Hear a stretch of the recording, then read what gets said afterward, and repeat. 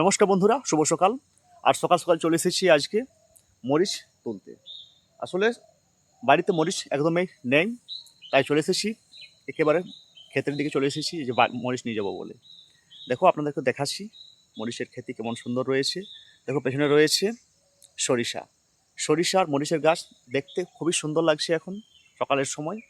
আর এখানে আমাদেরকে আসতেও ভয় করে সকাল টাইমটাই, কারণ আমাদের সামনে রয়েছে জঙ্গল। আপনাদেরকে সেটা একটু দেখাবো যে এটা সত্যিকার অর্থে ভয় লাগার পরিবেশ রয়েছে এখানে।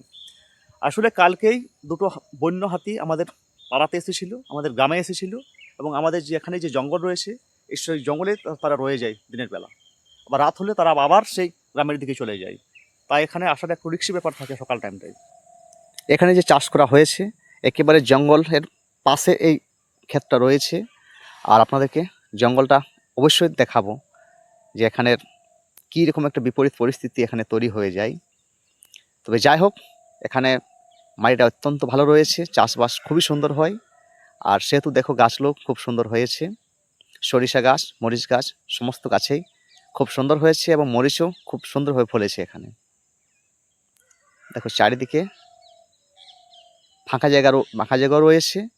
ওই দেখো পেছনে দেখতে পাচ্ছি বাঁশঝুড়, আর এদিকে রয়েছে জঙ্গলের সীমানা। এটা জঙ্গলের লাগোয়া সীমানা রয়েছে। দেখো আপনাদেরকে সেই জঙ্গলের সীমানাটাও পারি তো আজকে দেখাবো। আপনারা দেখে সত্যিকারে বুঝতে পারবেন যে কেমন আমাদের জঙ্গল রয়েছে আর আমাদের জঙ্গলের পরিবেশটা কেমন। দেখো এখানে যে পুকুরটা দেখতে পাচ্ছেন, সেই পুকুরে হাতিগুলো সে জল খায়। আর এই পুকুরটা যদিও ছোট, তবে গভীরতা রয়েছে অনেক। হাতিগুলো ঠিকঠাকভাবে সেট হয়ে যায় এখানে, আর এখানে জল খায়, আর ওই জঙ্গল দিকে তারা থাকে। তাই এই পুকুরটাও দিনে দুপুরেও একটা ভয়ের কারণ হয়ে থাকে।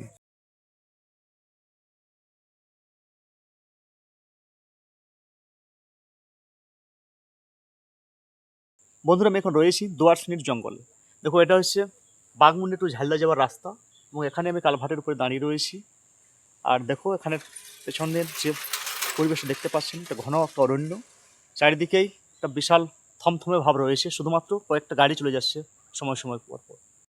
এই জায়গাটা হচ্ছে হাতি পারাপারের রাস্তা। দেখো আমি আপনাদেরকে হাতি পারাপারের রাস্তাটা দেখাচ্ছি। দেখো এখানের এই যে রাস্তাটা রয়েছে, এই রাস্তা বেয়েই হাতি কিন্তু চলে যায় আমাদের বাড়ির সামনে। আমি এখন চলে এসেছি দুয়ারসিনি হাটে, আমাদের লোকাল হাট, এবং অত্যন্ত ছোটো মোটো একটা হাট। আপনাদেরকে আমি দেখাচ্ছি। একেবারে দুয়ারসিনির জঙ্গলের পাশে হাটটা বসে। আর ছোটো মোটো এখানে সবজিপাতি, মাছ মাংস সব কিছু জিনিসই পাওয়া যায়, তবে এত ছোট হাট। দেখো এখানে হাটটা বসেছে একেবারে একটা বট গাছের তলায়। দেখো বট গাছটা খুব সুন্দরভাবে এখানে ছায়া দেয়, এবং বট গাছের তলায় এই হাটটা বসে প্রতি সোমবার ও বৃহস্পতিবার। আজ যেহেতু সোমবার, আজকে হাটটা বসেছে। দেখো আমাদের এই দুয়ারসিনির অগল বগলের যে সমস্ত গ্রামগুলো রয়েছে সেখানেরই মানুষজন এখানে কেনাকাটা করতে এসেছেন। আমাদের এই লোকালে এখন আশেপাশে এই হাটটাই রয়েছে। আমি চলে এসেছি এখানে সবজিপাতি নেওয়ার জন্য। দাদা সবজিপাতি নিচ্ছে, আর আমি এখানে দাঁড়িয়ে আপনাদের জন্য ভিডিও বানাচ্ছি। আমি আস্তে আস্তে এখন হাটের দিকে প্রবেশ করছি, আপনাদের দেখাচ্ছি কী কী আজকে আমদানি হয়েছে হাটে।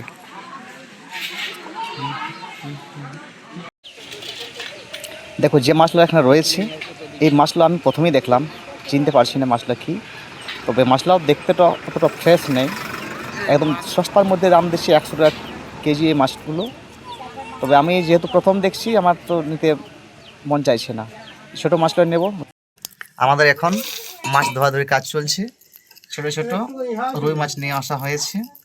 তার কারণ হচ্ছে আজকে যে সমস্ত মাছগুলো ছিল, সে মাছগুলো, বড় মাছগুলো ঠিকঠাক ছিল না। এই ছোটো মাছগুলো টাটকা ছিল, তাই ছোটো মাছগুলো নিলাম।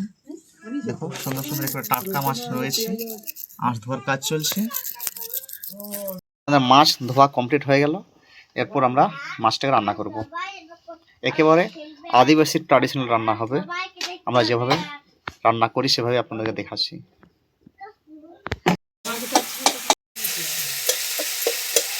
দেখো মাছ ভাজা আমাদের রেডি হয়ে গেছে, আর এদিকে বনছে টমেটো মশলা তৈরি হচ্ছে।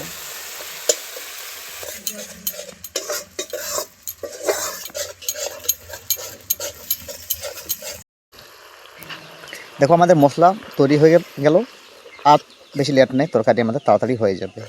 এখন মাছগুলো ছেড়ে দিলেই মোটামুটি কাজটা কমপ্লিট হয়ে যাবে, তরকারি বনে যাবে।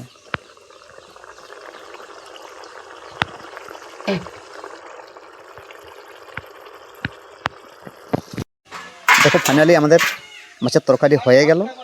দেখো খুব সুন্দর হয়েছে আর খুবই টেস্টি হবে, এটা তো দেখেই মনে লাগছে। খাওয়া দাওয়ার কাজ চলছে। নন্দিনী রে, হ্যাঁ, এদিকে চন্দনা, এদিকে বন্দনা, এদিকে